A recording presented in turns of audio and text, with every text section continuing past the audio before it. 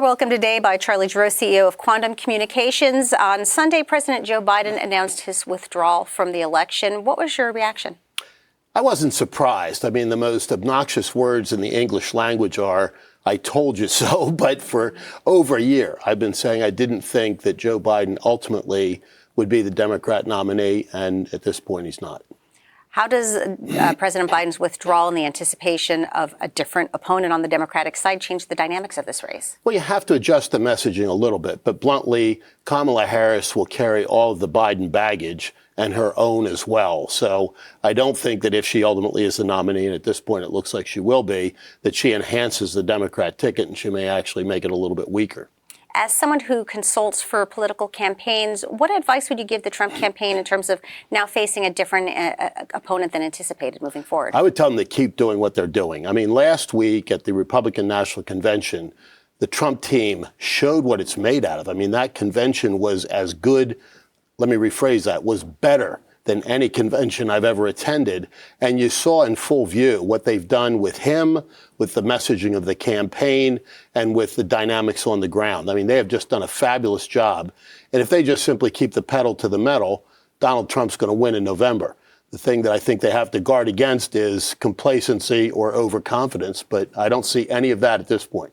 Is it problematic that President Biden bowed out after the primary election? Do you anticipate Republicans might challenge this?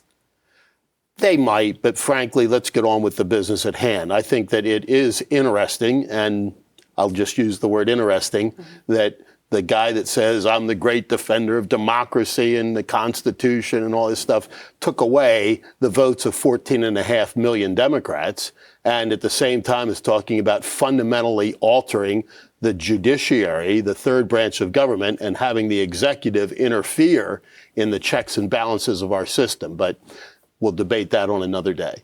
Now, you just mentioned you just returned after serving as a delegate at the Republican National Convention. You've attended them since 1976. Talk a little bit more. You said that this was above and beyond prior ones. How? Well, you point out that I'm an old guy. I went to Kansas City with Ronald Reagan in 1976, a tumultuous convention, the last truly contested Republican convention. And, you know, every single conversation was cajoling and arm twisting and every other form of persuasion that you can imagine. This was none of that. I mean, every single delegate was 100% behind Donald Trump.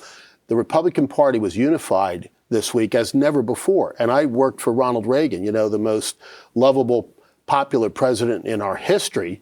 And yet he didn't have the unity that Donald Trump had. In each one of his conventions, there was some element that was still significantly opposed to him. Obviously, in 1976, he ran as an outsider against a sitting Republican president and darn near won. In 1980, there was a contentious primary with a variety of candidates. And when they got to the convention, the so-called Rockefeller Republicans, the Eastern establishment, still opposed Ronald Reagan. And even in 1984, when he essentially ran the table, a 49-state sweep, at the convention, there were a significant number of delegates who were so-called nuclear freeze delegates who caused a lot of commotion. They were not united with the party. They were not behind Ronald Reagan. And so, you know, to witness what we did this week in Milwaukee was really, really significant to me. Now, just prior to the convention, there was an assassination attempt on Donald Trump in Butler, Pennsylvania. How did that affect the tone of those attending the convention? That's a great question. And I think it affected them in a couple of ways. Initially, it made the tone a little bit more somber.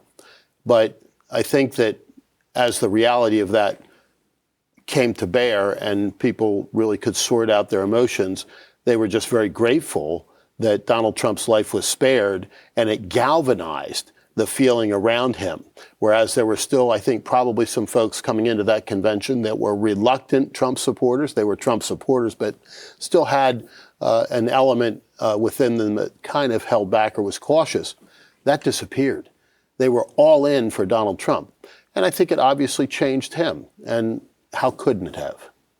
There was a moment just shortly after the assassination attempt where Donald Trump stood up and he pumped his fist in the air and shouted, "Fight, fight, fight." And there's probably now a famous photo of that as well. How do you think that moment affected how voters see Donald Trump? That really was the defining moment of this campaign. And to say there probably is a photo of that, it's everywhere. Mm-hmm. It's iconic, this, close to the event. When those kinds of tragedies occur, Francine, you see in the instant seconds after the incident, a reflection of the true character of the person who's been attacked. With Ronald Reagan, you got, honey, I forgot to duck. And with Donald Trump, you got much more. You saw a man of incredible valor and courage and strength and determination and fight. And you also saw something else that I don't think was talked about that much, but I think people instantly recognized it because it was kind of visceral. He cared more about his supporters and friends that were there than he did about himself in that moment. He was signaling to them, not only am I okay, but I'm going to continue this battle and I want you to fight with me. Now, you referenced your early career working for President Reagan. Can you talk a little bit about how, when there was an assassination attempt on him, how it affected his popularity, and maybe compare that to what more recently happened with Donald Trump and likewise? Well, Ronald Reagan's popularity spiked, and it did for a couple of reasons. One, the country was greatly relieved that his life had been spared, and bluntly, we came a lot closer to losing him than a lot of folks recognize. If you get back now and review what really happened, it was much more serious than originally thought. But the country rallied around him largely because of his personality. The jokes with the surgeons about, I hope you're all Republicans. And as I mentioned previously, the quip to his wife about, honey, I forgot to duck.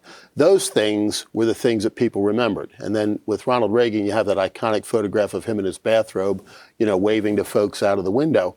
But with Donald Trump, much more immediate and much more compelling in so many respects. I mean, that fist in the air with the blood running down his face is an image that's going to be captured for decades and perhaps centuries to come.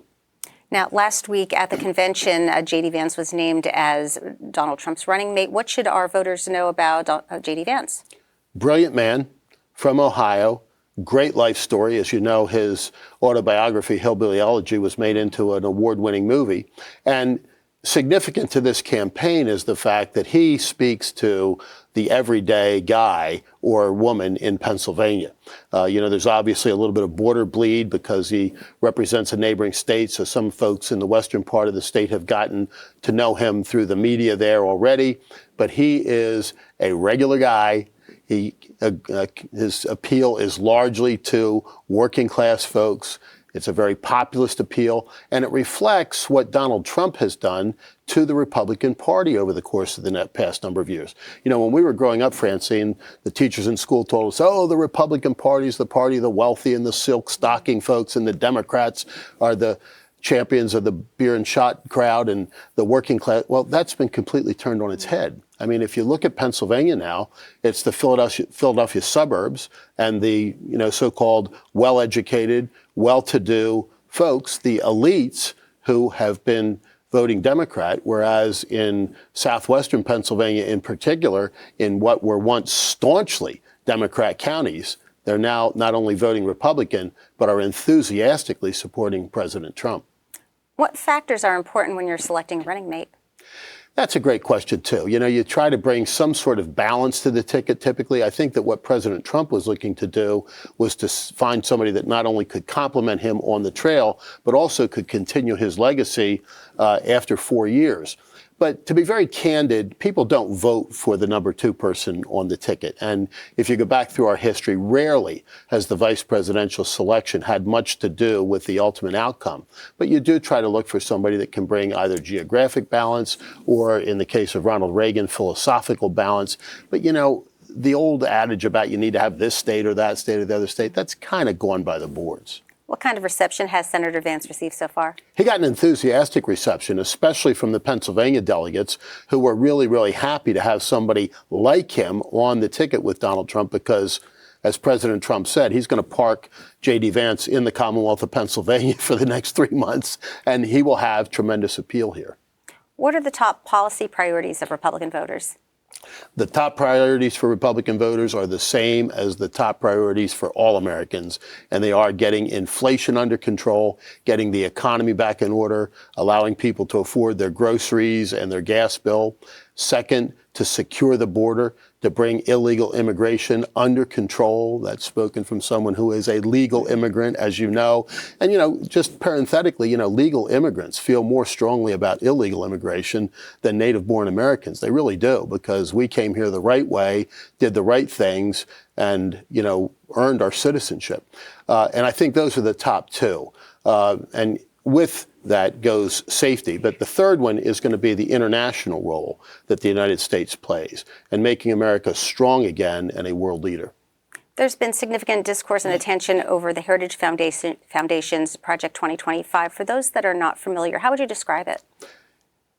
In 1980, the Heritage Foundation put together a book called Mandate for Leadership. And it was kind of the blueprint for the Reagan administration. And I think they've tried to replicate that. Now, the Democrats and some in the media have tried to make this some sort of political bogeyman. I just encourage people to read it, to read the policy pronouncements in there, because they are really what's best for the country. And, Donald Trump has distanced himself a little bit from the actual pronouncements in there. But I believe that, you'll see some of the really good suggestions in there, particularly on things like energy development, which is so crucial to Pennsylvania, coming to fruition in the Trump administration. How has Donald Trump shaped the Republican Party over the last decade? Well, he's shaped it dramatically. I mean, in 2016 and 2015, leading up to the 2016 election, there were a lot of, quote unquote, never Trumpers. Many of them became reluctant Trumpers in the later stages of that campaign, as they realized they had a choice between Hillary Clinton and Donald Trump, and they helped to propel Donald Trump to victory in 2016. By the time 2020 rolled around, they were no longer reluctant. They were enthusiastic Trump supporters. And today, they're, in many respects, over-the-top Trump supporters. He has made the Republican Party a much bigger tent than it was before. As I mentioned previously, he's turned it into a much more populist party, something that, frankly, Ronald Reagan wanted to do and did in a limited way. He wasn't able to take it to fruition the way he would have liked, but Donald Trump has, and has really transformed the Republican Party into a working people's party, a party that cares deeply for and takes care of and promotes economic growth, opportunity, and hope for the families across the country. What were the key themes at the convention? The key themes were making America stronger again, making America safe again, and making America economically powerful again, and providing for people a better way of life by allowing them, when they sit down to figure out the family budget, understand and know full well that they've got the capability not only of affording their groceries and their gasoline at the pump, but their children's education and other priorities that they have for their family, allowing people to keep more of what they earn and decide for themselves how their hard-earned dollars are spent. Have issues of importance to Republicans changed over the years? Not really. I mean, the Republican Party is at its core a party about freedom.